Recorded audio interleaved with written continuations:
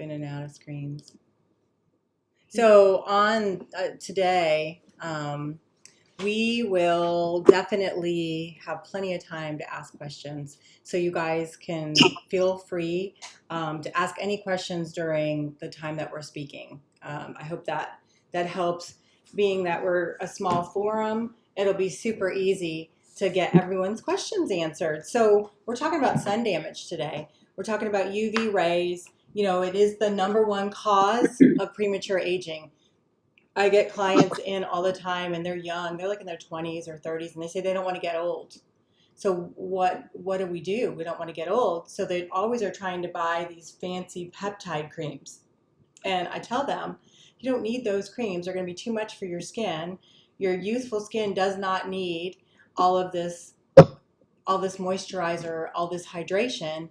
It really needs sun protection. So the first sunburn that you ever get is what's coming out in your 30s, 40s, and 50s. So those brown spots that you're seeing when a client comes in and they're saying, I promise I wear my sunscreen, is not a result of now. It's not a result of last year. It's a result of 20 years ago. So I remember that my parents were not really big on sunscreen. I remember that, baby oil and laying out an iodine, if you remember that. Yeah. So that's what a lot of our older clients are used to.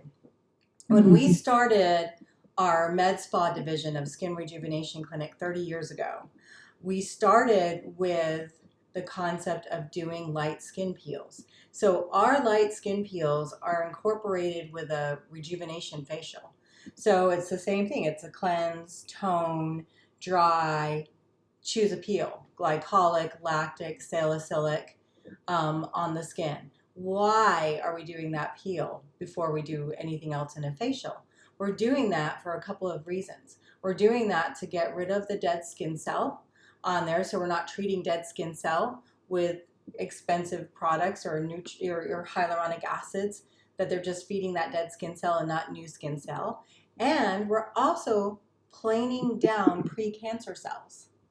So when I moved to Texas from Massachusetts, nobody was doing peels here. So we were the first company to start doing these light skin peels. The dermatologists were just hearing about it. The plastic surgeons were just hearing about it in the industry. I ended up marketing several plastic surgeons, and one plastic surgeon said, yes, I've heard about this. They're talking about it in our industry. Let's go with it. So we started Skin Rejuvenation Clinic. Got a lot of press on it, and it was because we were doing light skin peels. I know when you ask a person if they want a peel in the room, they get all freaked out and they don't want to, they jump. I mean, I've had people jump up, go, no, I don't want a peel. What we're talking about is dissolving skin cell. When you dissolve skin cell, you cause premature, or you cause skin cells that could be turning to cancer cells to slough off. So it is an amazing therapeutic type of treatment that you're doing. And I have clients that are in their 80s that have started with me, 30 something years ago, to this day, get very, very little burned off their face. Now their neck, their chest, their arms, they get a lot burned off because they're not treating those. So definitely protection is very important when you're dealing with sun. And I can't state enough that if you're doing these kind of treatments, if you're doing any type of rejuvenating treatments on your clients, that they've got to wear sunscreen. It's got to be a regular thing. So you've got to get something that somebody loves. We've got probably 4 or 5, 6 different lines of sunscreen. And the reason why is because some people like it sheer, some people like it tinted, some people, they don't want to feel it on their skin. That is the biggest complaint about sunblocks that you hear from clients. Like, I don't want to smell it and I don't want to feel it. And I remember those old-fashioned sunblocks where you could smell that you put it on.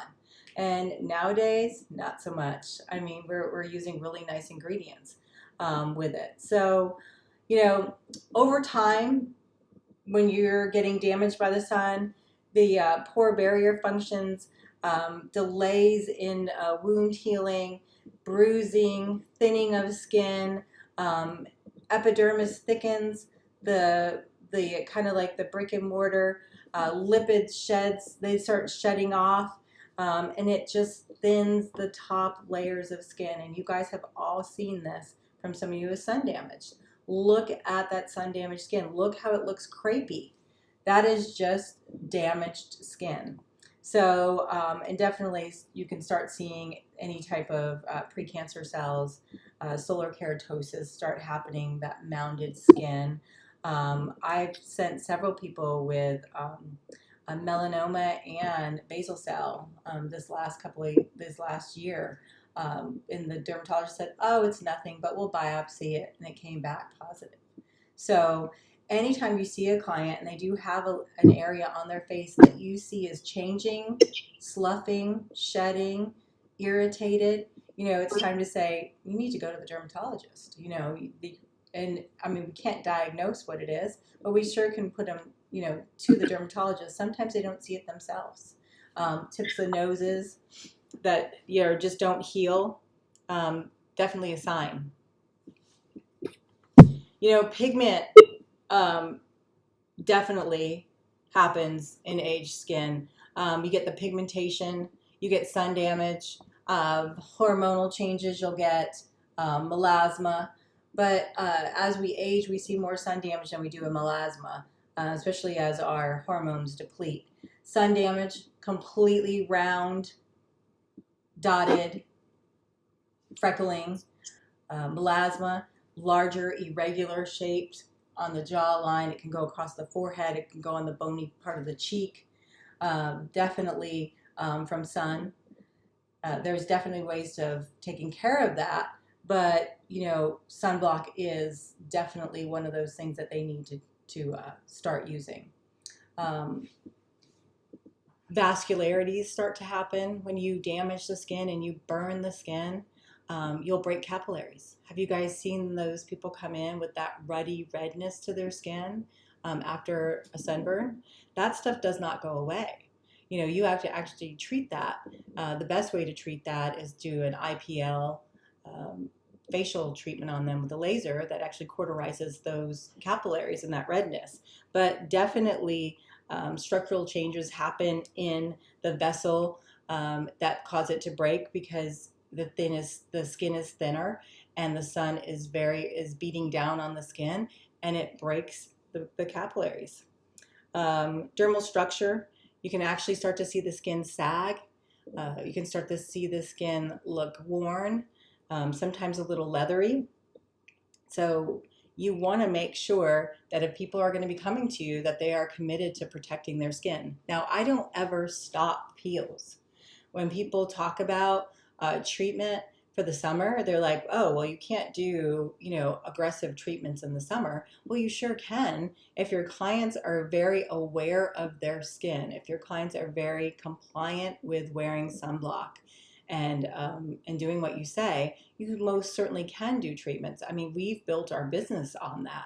So we don't have like, oh, it's January, we can still do peels, but come July, we really can't do peels. I mean, that is our base treatment in our med spa areas. So we for sure make sure that the clients are very happy with the sunscreens that they choose.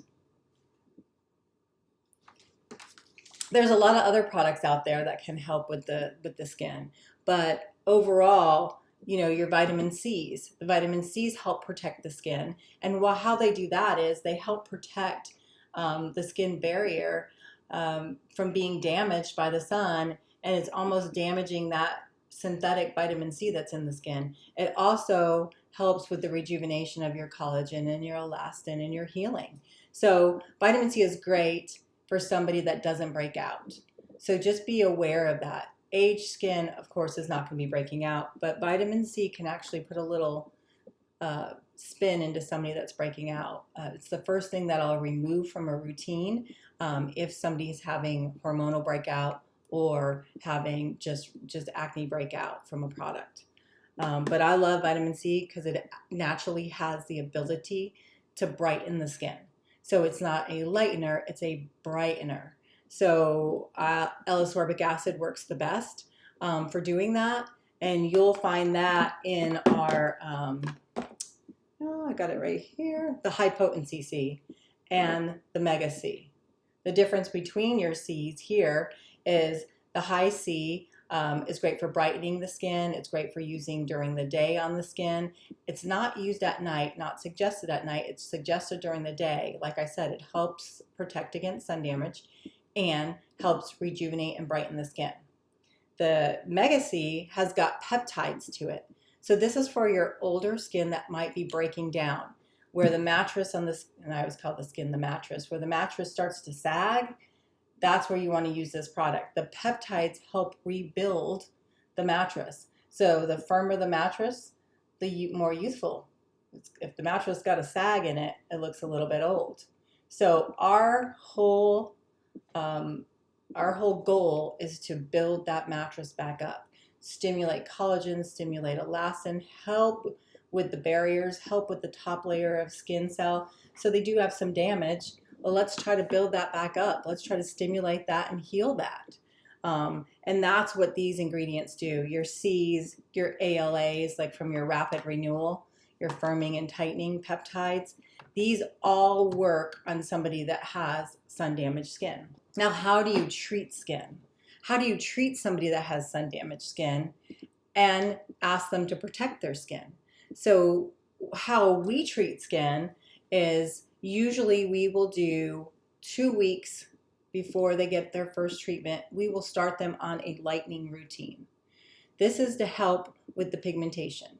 Now, all of you that don't have access to a laser or an IPL facial, there is ways to lighten the skin without that. That works rapidly and fast, but you can also have some side effects to that as well. So what we normally do, if we are not working with IPL, we put them on a 2-week program of lightening. We start them with the Lighten Bar.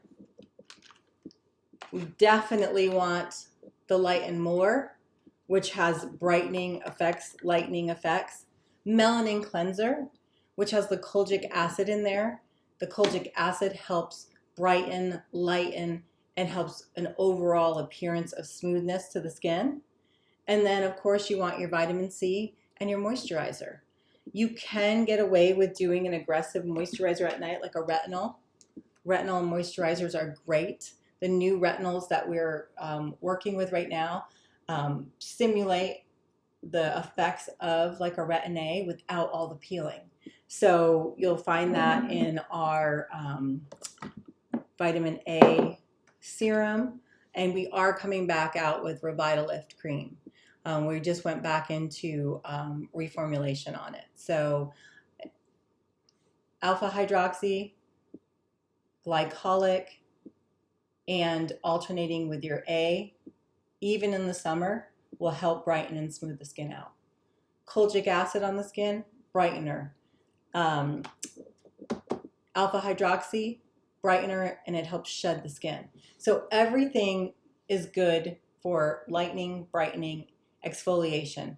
Now the next step is to get them in 2 weeks and then go ahead and do a peel on them. Salicylic acid peels work great on breaking up pigmentation. Glycolic peels work great. You've prepped their skin for 2 weeks. Now let's get off that sun damage. Perfect treatment. Microdermabrasion.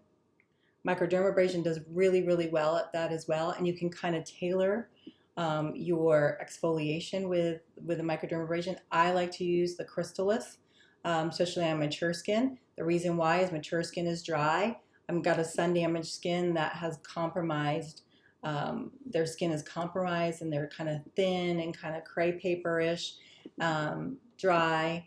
I don't want to put a creme de crystal on that. If I put a creme de crystal on that, that creme de crystal is going to embed in there and dry the skin out more.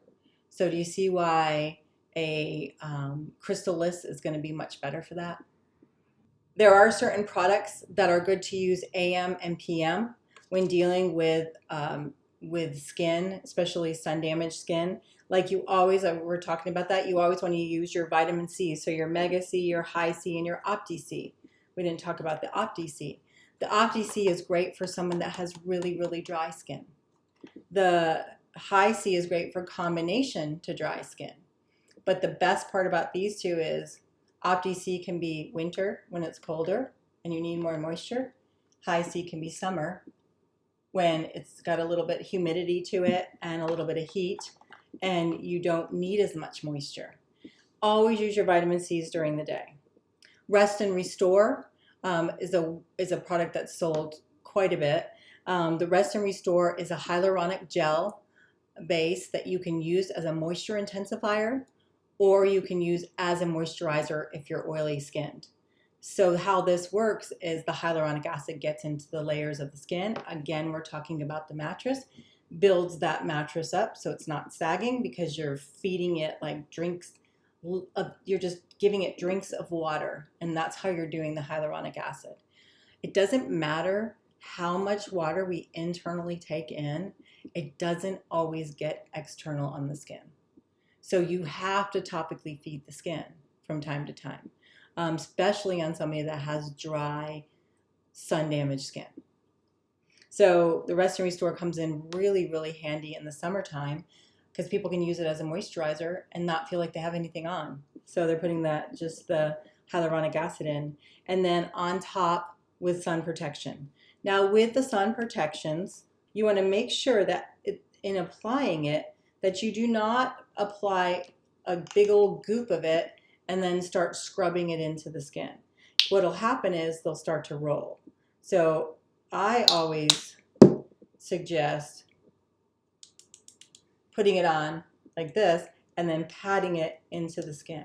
So you will go all around the skin and pat it, and that will penetrate in. And the reason why is because a lot of these sunscreens have titanium dioxide, zinc oxide, which are stones.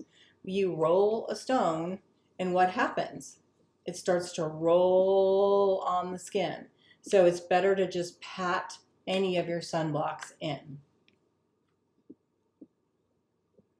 This one has the oleosomes in it, and that is definitely an ingredient that helps with aged, sun-damaged skin. It hydrates. It's an anti-aging ingredient that stimulates. That is our main sunscreen that we use, sun protectant lotion. It's really nice. It hits everybody's skin type, and you can use it on top of moisturizer or as a moisturizer if you have a combination to oily skin. Drier skins are going to want to put some moisture underneath that, just depending on if it's day or if they're going to the beach or if they're putting makeup on. It goes well with makeup as well. The Ultra Light Tinted, my favorite. This is actually a product that has a tint to it. So I don't know if you guys have seen this yet, but this is one of our top sellers as well.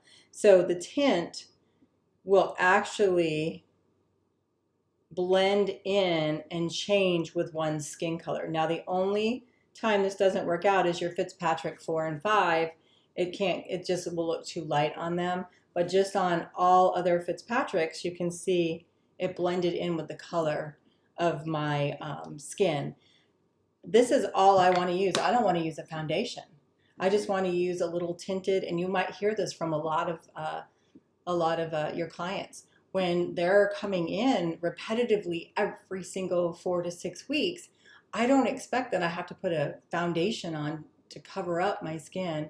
I expect that I'm going to look beautiful, and a sun protectant with tint is going to make my skin look great. So without being too heavy. So that is a must-have if you guys don't have that one. I did pull out some other sun protectant to show you guys, because I don't know if any of you know that we have this, being that it's summer and people are at the beach. Instead of reapplying one of these sun protectants that have the tint in it, or the one that's great for skin, for anti-aging skin, we have got powder. So we have got SPF 50 on this powder, and you just carry this in your purse and you just dust over your neck, your face. Not only will it make you look beautiful and even toned, but you're getting an SPF of 50 in here. So it's good to just reapply so you don't have to keep bringing your cream out. Works great on the beach, especially because of the sand and the salt. Another one is this water resistant. So water resistant, I don't suggest using on the face, but water resistant on the body. So say your clients play tennis, they walk, they exercise outside, they walk the dog, they play pickleball. You know, I'm trying to think of everything that we're told, or they're at the beach. This water resistant sun protectant is great. It just has an even mist. You just spray, and the technology of mist. I've never liked mist before. When they first came out, I used to use them on my body, and I would have like a space where I would burn, and then the other areas I wouldn't burn. This has an even flow that disperses the sun protection all over the skin, so you won't get areas where you burn. Water resistant meaning that it'll protect you up to 300 minutes in the sun or swimming. So you want to make sure that, you know, after a couple of hours you go ahead and reapply to a dry skin, not a wet skin. So all these things are what we have to tell our clients, because, you know, they might not even know that. Like, I had clients that will just go to the pool immediately and not apply their sun protectant at least an hour to 30 minutes before being exposed. And you have to do that, because you cannot just put it on and then go out into the sun and think you're going to be protected. You will be protected because some of this has titanium and zinc oxide in it, but you will not be fully protected as if you were to put it on about 30 minutes before and allow it to absorb and start working. Do you guys have any questions up to this point? I can see it in the chat box, or you can actually ask them. How long did you say to have it on for? An hour or an hour and a half before for the SPF? An hour at least. An hour. Okay. Yeah. If they can even do it 30 minutes before, that'd be great. And then the HA, do you recommend in the morning or putting that on in the morning? No, great question. Before your moisturizer if you're like in a dry climate? No, so what you want to do is your exfoliation creams or lotions and your alpha hydroxy moisturizers all nighttime, because you want to get up in the morning, wash it off, and then apply sun protection. If you use those during the day, you can actually become sun sensitive. Good question. Sorry. Thank you. I went from the AM and didn't even talk about PM. Okay, so we can ask any questions as we go on, but apparently the light peels are okay. What about, is microneedle still okay too? I think so. I think microneedling, I love nano needling right about now. But microneedling, yes. I mean, the only thing you want to make sure of is, and we've had this happen before, is we go ahead and do microneedling on someone, and then they go, oh, well, I went into the garden and I had to pick some of the vegetables, and oh, but I wore a hat, but you also sweat. You know, the perspiration gets in there, and then they're asking why they're so red. Make sure the person you do the needling on is just a compliant client, so they know, okay, you're going to be inside for a couple days, you know, while you're healing. You need to use your creams and lotions and potions, and then sunblock after that for any sun. I wouldn't do it on someone that ran outside, that did a lot of walking outside in the heat. I usually tell people to go at night or really early in the morning. Yeah, I still microneedle. We still do.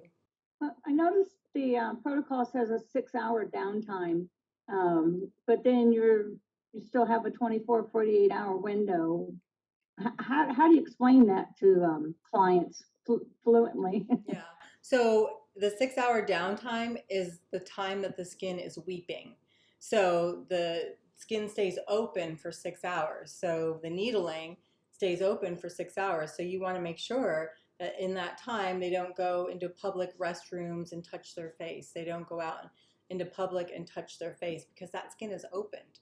So for the next 6 hours, while that skin is healing and closing, they need to just be aware of that. Now, the 24 to 48 hours afterwards is just the skin rebuilding and repairing.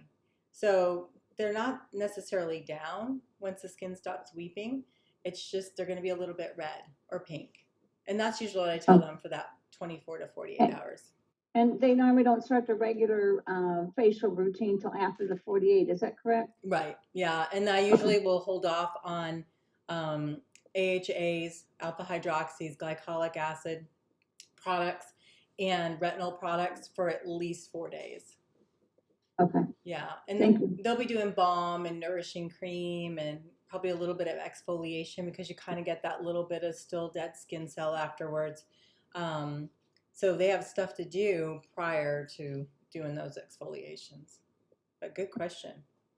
Thank you.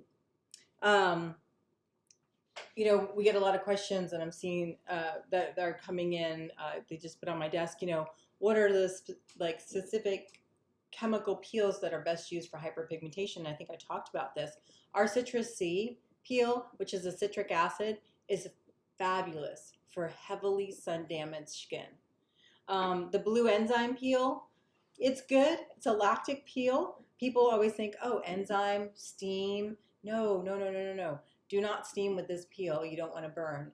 These are like that citrus C peel can go from a 1.5 to a 1.3 pH. So that's pretty rapid on the exfoliation that you're going to get. So be very careful with these. Don't underestimate them. The blue enzyme peel, we had a person call the other day. She left it on for, I think it was an hour. And she was all upset because she was burned. And I'm like, it says 2 to 3 minutes. So you want to be careful with that. And salicylic is one of my favorite to break up hyperpigmentation. So if you've got a lot of melasma, our salicylic peel is phenomenal for breaking up pigmentation. You'll start to see skin color within that melasma just after one treatment. So it's really good. Would you do a salicylic first, maybe, and then a C or a blue, or would you not? Yeah, I love to do it. So salicylic, does exfoliate, but it also kind of just also stays on the skin. You have a residual on the skin of salicylic acid. It's still working because it's it's still working at exfoliating, and it's still working at softening the bonds between the cells. So I call it a double peel. So I will go ahead and do a glycolic, a lactic, a blue enzyme peel. Citrus C, be careful. If you have that really heavily damaged skin, sure. It's a little bit strong though, but yes, I love double peeling. Double peel all the time. So you do the salicylic first, and then then one or the other. Yep, one or the other to kind of just buff it and make it all nice and soft and clean. You also will get a little bit of tightening with it. So microneedling, I'm glad you asked in the summertime. I just assess your client, know who they are. Will I do a new person in the summertime? Probably not a new person because I haven't worked with them enough to know their skin, and I haven't really worked with them to know that they're all going to be compliant to what I'm saying. So if I'm saying stay out of the sun, use sun protection, because ultimately, you are going to be the one that they come back at like, oh, look at my face, I got sunburned. Well, why'd you get sunburned? Well, I went into the sun, but after a treatment, and then they try to put it back on you. So just be really, really careful. Hey, I have a question about the double peel. Mm-hmm. So say you do a salicylic peel. What do you take it off with and then apply? So say I want to do a salicylic peel and then a lactic peel. After. Do you take the salicylic peel off with a wash or just water? What do you do in between there? Salicylic off with water and sponges and then completely dry before you put that second peel on. The reason why is a lot of our peels, once they hit water, neutralize. Right. So yeah. Neutralize, Yeah. right? So make sure the skin is completely dry before doing that second peel. Okay, so yeah, you just take it off with water. Yep. And then water and sponges, fan it, then apply the second peel. Yes, yeah, I wouldn't re-cleanse at that point. If you want to re-cleanse after the second peel, then go right ahead. How do you tell which peel would be best for hyperpigmentation? Vitamin C or salicylic, or can they both be used at the same time? So vitamin C and salicylic, what would be better? It depends on your comfort level, and it depends on the thickness of one's skin. So if your client is coming in and their skin is like thinner, their arms look like they're bruising, I don't think I would do a double peel on a skin like that. I would just do a vitamin C peel. I wouldn't do a salicylic peel. The salicylic peel you want to do on somebody that has a thicker skin. And when I mean thicker, you can feel the thickness of their skin.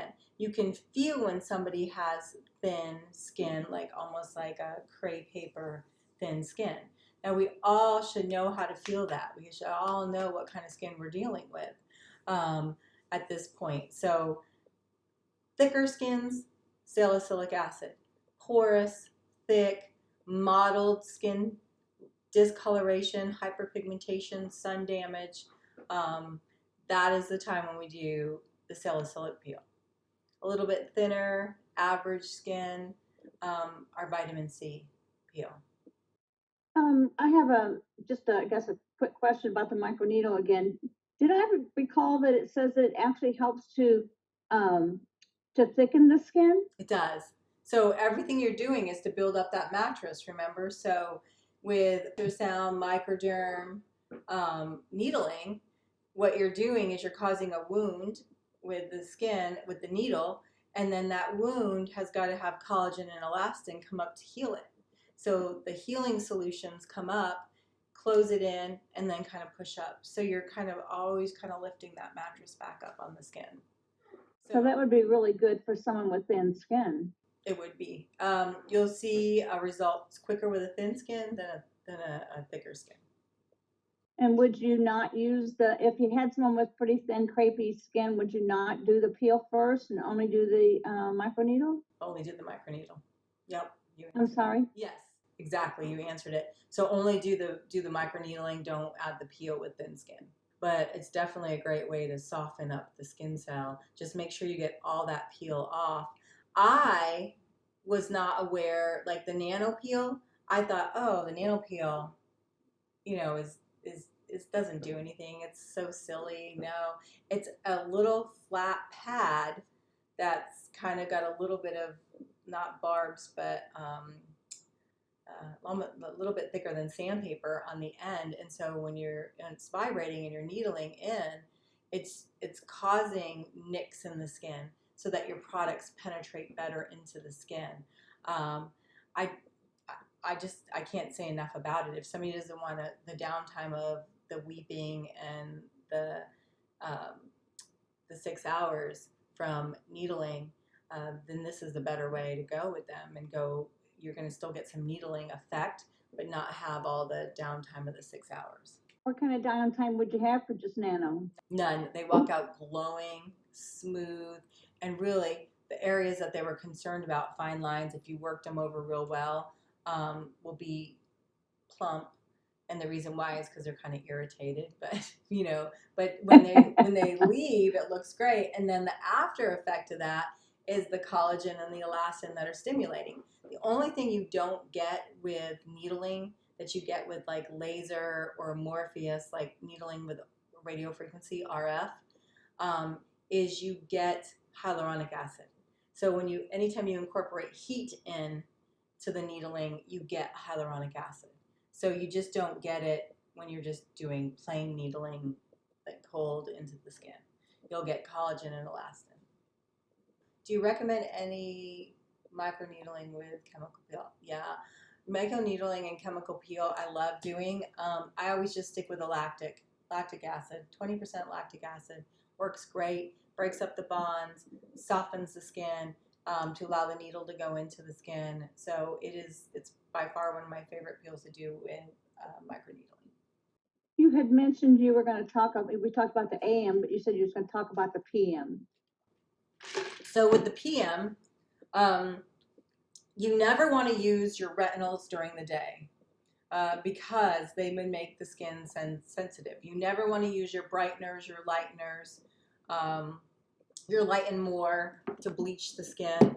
You don't want to use those during the day because the kojic acid is just going to make the skin sensitive. So You want to use all that at night. So your lighteners, your brighteners, your alpha hydroxys, and your retinols all go at night. So cleanse, tone, serum. On your serum, instead of using a vitamin C like we do during the day, and the reason why we use it during the day is because it helps protect against sun damage. We'll use Rapid Renewal. Rapid Renewal is an ALA serum, so it's alpha lipoic acid. It's one of the highest antioxidants out there. So when you're fighting aging or sun damage or broken skin, this is a perfect product to put on because it'll give your skin the lifting ability and cause a regeneration of skin cell. So excellent. So you put your peptide on, then you would do your bleach, so your lightener. So lighten more could go on just the spots. Some people like to use it all over their skin for an all over brightening. But I suggest if it's melasma or sun damage, you stick to the spots. Allow to dry. If you allow your product to dry, then you'll never dilute your product. So if you put your moisturizer on top of this serum, the Lighten More, while it's still wet, you're going to dilute your serum. So you don't want to do that. You want to make sure the skin is completely dry. And then every other night, I will have them alternate an A and an AHA, alpha lipoic acid, like a glycolic acid. Sorry, not alpha lipoic, a glycolic acid. So every other night. Why? One, the National Dermatology Association says if you're going to put somebody on an anti-aging routine, this is the anti-aging routine that is the best. A good wash, a good sun protectant, a retinol, and then a glycolic and a vitamin C. So that's all you need to rejuvenate the skin. So at night, every other night. So you use A kind of starts to break the bond up, starts to stimulate other cells. Once those new layer of skin cell happens, it pushes that old layer off. Glycolic just speeds that up. So loosen, rejuvenate new skin cell, exfoliate the next night. Loosen, rejuvenating, skin cell, exfoliate the next night. So you'll switch off every other night. Melanin cleanser can be used at nighttime because it will remove dirt, oils, and makeups. So you can still use it as a day and a nighttime moisturizer, but that's the only thing that you can that you can cross over. Besides your moisturizer, if you're happy with the moisturizer that the client is using or that you're using, then just use your moisturizer day or night. Remember, you're putting sun protection on. So first put your moisturizer, then pat sun protection on. Going back to the chemical peel and microneedling. Yeah. So you say you're gonna throw a lactic peel on there, soften everything up, get it ready to receive the microneedling. Mm-hmm. Would you do the lactic peel, you take it off, then do you add numbing cream and then do your wait time and then microneedle? Does that make sense? Yes. Mm-hmm. I do. Or if they had time to sit with the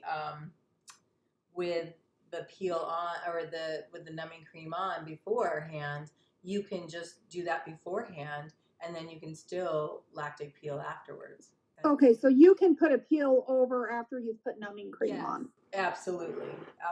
So when you're talking about your nighttime glycolic or retinol, I sell a ton of the cranberry exfoliating peel. Yep, you can use that as. But there's also the resurfacing pads that are glycolic. What do you recommend for when? I know the cranberry is like a 9.5, and I think the glycolic pads are higher at like maybe a 15 or a 20. I think there's a 10. 10 and 15. Yeah. Which ones do you recommend for which clients? Because I tend to love the cranberry exfoliating peel personally, but I guess I'm always confused as to when to recommend the pads versus the cranberry exfoliating peel. So the pads are a convenience type of product. So if a client is just really fast paced and doesn't really have a whole lot of time traveling a lot, they like to just take a pad because you can take those and put a Ziploc. I like the cranberry exfoliating gel. I think it's beautiful on the skin. I think it does a beautiful treatment, and that can be your glycolic. So you can still do your retin, and then you can do your cranberry exfoliating gel, retinol cranberry exfoliating gel, till you get to the Okay, so desire. it's basically just a preference of what you like. It is. You're getting your glycolic either way. Right, exactly. And I'll Okay. tell you what, men's skin does phenomenal on the cranberry exfoliating gel. Okay. Okay. Well, I have a 20-year-old son who it's helped him a ton, like with his acne and even his scarring. Yeah. He swears by that stuff. That's one of my favorite products. Yes, it is. It is one of my favorite products, and we run it every Christmas with the Dermabuff. So you can't really the Dermabuff a lot if you're breaking out because you don't want to stimulate that oil production. But that Right. cranberry peel does an amazing job. Can you explain more on the cranberry exfoliating gel? Yes, I can. So the cranberry exfoliating gel is a combination of glycolic acid and a little bit of bromelain in there. So what it does is it sits on the skin throughout the night. It causes the skin to kind of loosen, shed through the next couple of days and exfoliate. But you never physically really sheet peel as much. You just have this amazing glow. I mean, Okay. the skin is amazing. So every time I do the cranberry exfoliating pill at nighttime, I kid you not, the next morning my husband will be like, he doesn't know what I do, but he'll be like, "You look pretty this morning." Every time, Sharon. So it is, she's not lying. Yeah, that's great. I love that. Yeah, it's a very simple product and can be used on teens, can be used on men, can be used on women. My husband has it in his cabinet and uses it quite a bit. When I'm like, oh, your skin's looking a little rough, I'll get my cranberry out. So he's doing that. Sun protection too. Also remember to go over the lips, and the cranberry exfoliating gel, you can do a little bit on your lips. So it helps with the exfoliation of the lips. If you're going to do that, make sure you have the lip renewal around, which is the lip moisturizer. This actually goes on the lips and will help heal and soothe the lips. But the good thing about this is it's a moisturizer for the lips. So it's not a balm. It's not something that's heavy that sits on top. It actually feeds the skin and helps with the little tiny lipstick lines. You mentioned just briefly about the cranberry exfoliate and the microderma buff. I can't remember the name of it, but I love that. But what were you talking about that for Christmas? Yes, we usually do that special for Christmas, and it kind of comes together. I think we've got a few left that might be on the website, but it's a great combination because what you'll do is you'll get up in the morning after using your cranberry exfoliating gel at night, and then you'll buff with the Dermabuff. So the Dermabuff is the creme de crystal from the microdermabrasion unit into a souffle of exfoliant, and it has a little bit of like kind of orange essence in it. So it's nice. Some people take it in the shower and use it in the shower on the skin. But I wouldn't do that if you were thinner skinned, but a thicker skin would do really well with that. Sun damage. So night's cranberry, morning is Dermabuff? Okay, cool. I love Dermabuff. That's an aggressive treatment. So. I love aggressive. Okay. Perfect. Then you're great with that. Yeah. I'm thinking about that Jesner. Yeah. Well, yeah. Don't the needling and Jesner. Yeah. On me. Yeah, that's my rep. That's my rep up in Idaho. She's got a great training center up there, and she does Marty. She does that, and I always go, oh my gosh. Yeah, and sounds good to me. Me too. I would do it too, but that's one way to. And it's so funny because in some states you can't needle. So the nano needle falls in the state regulation because it's staying in the top layers of skin. So as long as you're staying in the top layers of skin, you're good. Like I'm testing out a micro needling, an RF, so radio frequency micro needling machine, which has radio frequency in the micro needling. Well, it's got a nano head. So I'm like, you get all the benefits of radio frequency on the skin, which is that tightening effect, and you're still able to use it. It reminds me of Morpheus. So the Morpheus 8 that everybody talks about, it is it's a RF radio frequency needling device. And so it helps with these little fine lines everywhere. Well, now we'll be able to do that as estheticians because we can do it with a nano and still get the RF technology and still, wow. And then of course it's so funny because the state hasn't really kind of regulated this. Like, so, okay, so we can do a peel, and then we can do radio frequency, then we can do needling, like with the nano. So you can layer your treatment to get to the result you need and still stay within your state regulations. The needling with RF, you're adding heat to it. When you add heat to it, remember, you get collagen, elastin, and hyaluronic acid when you're doing it. So you don't have to stop doing your treatments around now. We still do a lot of ultrasonic. You know, if you know someone's going to be in the sun, use your ultrasonic. We sell the units, the boxes, and use the skin scrubber instead of doing a peel.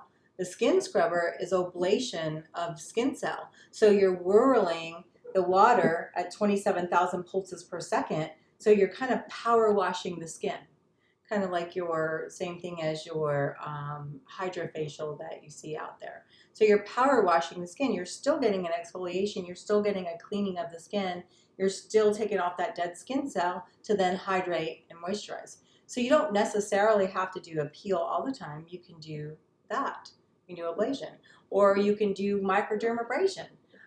It just depends on what the person's skin is and how compliant they will be with sun protectant. What are your thoughts on light therapy for sun damage, and how do you incorporate it into your treatment?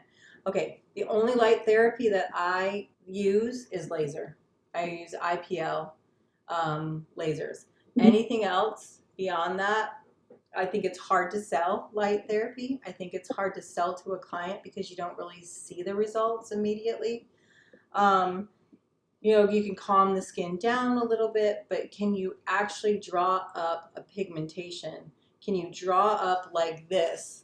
No, you can't. And this is what gets rid of the pigment, not the blue or red lights that are sold in our industry. And I hate to say it, you know, I stood on the floors for many years with those sales reps, and they laughed about them being glorified flashlights.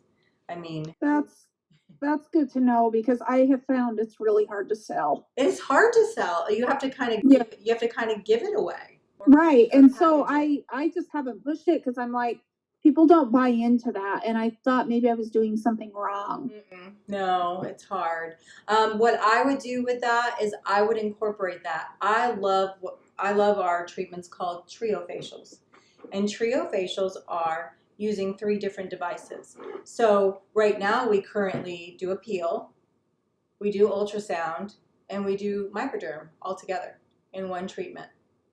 And crystal or crystal free, depending on the skin. Remember, crystal free I like doing on someone that's dry because I'm not embedding crystals. Crystal microderm is better on a combination of oily skin because that creme de crystal will get in there and dry that skin out. So I love to say trio. So use your lights in a trio. Do like a peel, microderm, and the light. Call it a trio. You know, incorporate it, like use it, but they're not necessarily paying for that. I always find that it's hard to pay for. It's hard right now, especially now. Like we just had this talk with our one of our girls gave the talk, and Marty does this talk too, to our staff, which was, you know, what is your passion in the industry, and how do we kind of stay recession proof? Because I don't know if you guys are feeling it, but you know, we have not seen holes or gaps in our book in years. Not even through COVID have we seen it. Like we're seeing some right now. So we've got a little bit of gappiness in our books, which is totally different for us. So I think what we're seeing is people are spreading their treatments out longer. It is a multi-billion-dollar business. And when we looked at the statistics and we polled the clients were actually not going to give up their beauty treatments. They were still going to do their beauty treatments, but they might have to spread them out a little bit. So when doing stuff, I would incorporate it all together in a treatment versus try to add on a brow wax or try to add on a brow tint or try to add on a dermaplaning, have it already packaged together, if that makes sense. All right, I'm taking up your time now. We talked about an hour. Now we're hoping to do these once a month. And it's just, we're leaving it in a very kind of easy format, kind of lunch talk, which then, you know, we can all share different techniques and stories and learn from each other. And I think that's the best way to handle these. We will have some classes, but these are just informal on product and a subject. Next month, I know Katie's got to get next month on the book, but I hope we can see you all then.